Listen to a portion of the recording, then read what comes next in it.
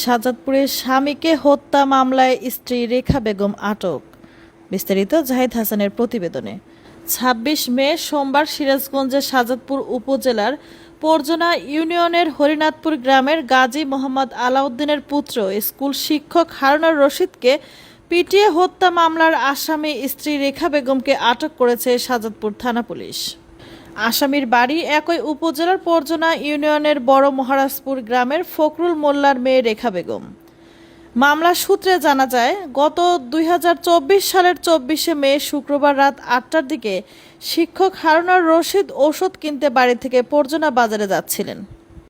পথিমধ্যে তার শ্বশুর ফখরুল মোল্লা ও চাচা শ্বশুর মুকুল মোল্লার নেতৃত্বে তাদের সহযোগীরা লাঠিসোঁটা সহ দেশীয় অস্ত্রশস্ত্র ঠেকিয়ে শিক্ষক হারুনুর রশিদকে তুলে নিয়ে যায় এবং পরজনা এমএন উচ্চ বিদ্যালয়ের পিছনে নির্জন স্থানে পিটিয়ে ও কুপিয়ে গুরুতরভাবে জখম করেন।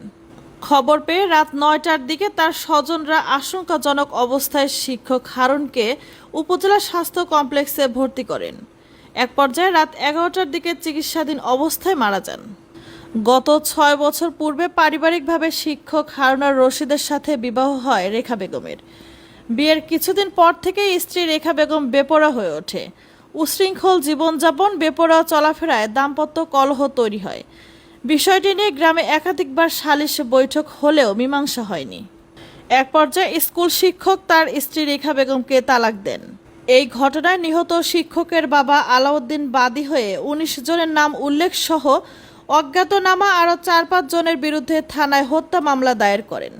মামলার বাদী জানান, স্ত্রী রেখা বেগমকে তালাক দেওয়ার কারণেই পরিকল্পিতভাবে শ্বশুরবাড়ির লোকজন আমার ছেলেকে হত্যা করেছে।